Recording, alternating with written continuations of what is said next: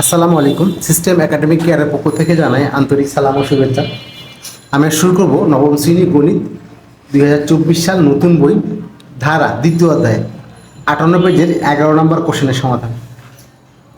কোশ্চেনটি খেয়াল করি, তুমি তোমার পরিবারের গত 6 মাসের খরচ হিসাব জেনে নাও। অর্থাৎ আমাদের যে কোনো একটা মানুষের 6 মাসের যে খরচ হবে সেটা জেনে নিব। প্রতি মাসের খরচকে এক একটি পদ বিবেচনা করে সম্ভব হলে একটি ধারায় রূপান্তর করো। সমস্যার খরচটাকে একটা ধারায় রূপান্তর করব। তারপর নিচে সমস্যাগুলো সমাধানের চেষ্টা করো। ধারা তৈরি করা সম্ভব হয়েছে কি, হলে কোন ধরনের ধারা। তাহলে আমরা ক নম্বর মাস খরচ, প্রথম মাসে ধরলাম আমার 20,000 টাকা খরচ। সেকেন্ড মাসে ধারা তৈরি করতে হবে তো আমরা 21,000 ধরলাম। পরের মাসে 22,000, পরের মাসে 23,000, পরে 24, পরে 25। কেন করলাম? একটা ধারা তৈরি করার জন্য। ওকে, আশা করি একটু বুঝতে পারছেন, একটা জাস্ট ধারা তৈরি করার জন্য। এখন দেখেন, তাহলে আমাকে খরচ কত হলো, মোট যোগ করলাম। এ হলো প্রথম মান 2,000 টাকা, ডি হলো অন্তর, সেকেন্ড পদ থেকে ফার্স্ট পদ বিয়োগ। তাহলে আমাদের 21,000 থেকে 20,000 বিয়োগ করলে 1,000। কোশ্চেন বলছিল কি ধারা তৈরি করা সম্ভব হয়েছে কিনা, কোন ধরনের ধারা। এটা একটা সমান্তর ধারা, কারণ অন্তরটা একই রকম। ওকে, খ নাম্বার কোশ্চেন, ধারার সমষ্টিকে একটি সমীকরণের মাধ্যমে প্রকাশ করো। তাহলে এখানে এই হলো প্রথম পদ 20,000, ডি হলো, আগে বুঝেন ধারা তৈরি করতে গেলে আমার কী কী লাগবে। এস এন সমান n/2 2a plus n-1 into D. আমার সূত্র হলো ধারা এস এন সমষ্টি S N equal to n/2 2a plus n-1 into D. আমি যদি এন এ আর ডি পাই, এন এ আর ডি পাই, তাহলে কিন্তু অঙ্ক ইজি হয়ে যায়। Just N A R D লাগবে, তিনটা জিনিস পাইলে কিন্তু অঙ্ক শেষ। তাহলে আমরা এখান থেকে এন পাইনি, এন থাকলো 2, এ মানে আমরা পাইছি 20,000, এন পাইনি, ডি মানে হলো 1,000। কেন এ চেক করেন, এ হলো প্রথম পদ আর ডি হলো অন্তরে 1,000 পাইছি আমরা এখান থেকে পেয়েছি। তাহলে এ আর ডি পাইছি, এন পাইনি।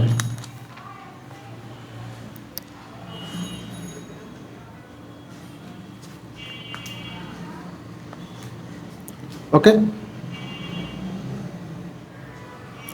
তখন এখান থেকে কী আসলো, এখান থেকে যে মান বসালাম, এর মানটা 20,000, তাহলে 2 20 40,000।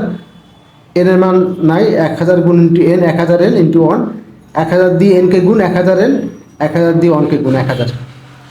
এখন 40,000 থেকে 1,000 গেলে 39,000, আর বাকি এটা বসে গেছে। এখন এখানে আমরা n/2 যা আছে রেখে দিই, সমস্যা নেই। এখান থেকে আমরা একটা 2 কমন নিয়ে নিব। তাহলে যেখান থেকে 2 একটা কমন নিই আমরা, এটা লাগবে না। এখান থেকে 2 কমন নিব, তাহলে 39,000 থেকে আমরা যদি 2 কমন নিই, ভাবে 19,500 দেখাই দিই। তাহলে 39,000 ভাগ 2 দেই, এই যে 19,500। তাহলে আমরা 2 কমন নিলাম 19,500, আর এখানে 1,000 থেকে 2 কমন 500, একটু বাদ হয়ে গেল, এটা বসে গেল। আমাদের খ নাম্বার ম্যাথটি। গ নাম্বার কোশ্চেন বলছে পরিবারের পরবর্তী 6 মাসে সম্ভাব্য খরচ, পরবর্তী 6 মাসে সম্ভাব্য খরচ বের করতে বলছে, পরবর্তী 6 মাসে। ওকে,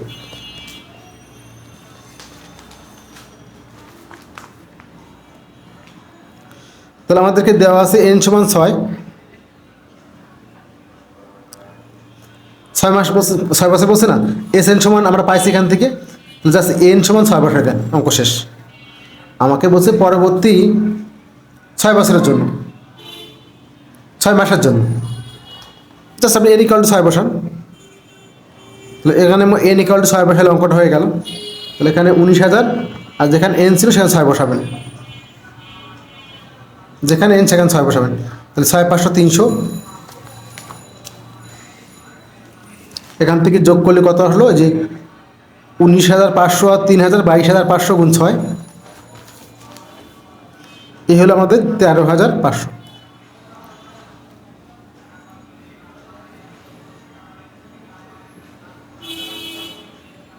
তাহলে আমাকে কিন্তু বলছে যে মোট খরচ, তাহলে আমরা আগে 6 মাস বের করলাম, এখন আমি 1 বছরটা বের করবো, দেন বিয়োগ করলে আমার পরবর্তী 6 মাস বের হবে। কারণ পরবর্তী মানে কি, আমার 6 মাস হলো, পরে 12 মাস, 12 থেকে 6 বিয়োগ করলে তো আমার 6 মাস, নাহলে তো পরবর্তী বের হবে কেমন।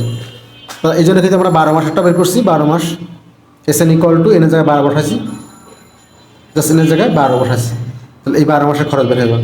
দেন আমি 12 মাস থেকে 6 মাসটা বিয়োগ করলে আমার 6 মাসের খরচটা বের হয়ে গেল। কখন আমারটা বলছি যে আমাকে যে পরিবারের মাসিক খরচ উপলব্ধি করো। এখন দেখেন আমার প্রত্যেক মাসে কত বাড়তেছে বলেন তো, 1000 টাকা বাড়তেছে, তাহলে আমার ব্যয়টাকে কমাইতে হবে। এগুলো আমাদের ঘ নাম্বারের ম্যাথটি। আশা করি বুঝতে পারছেন। সিস্টেম একাডেমিক কেয়ারের পক্ষ থেকে আন্তরিক সালাম জানিয়ে শেষ করলাম আজকের মতো ক্লাস। আল্লাহ হাফিজ।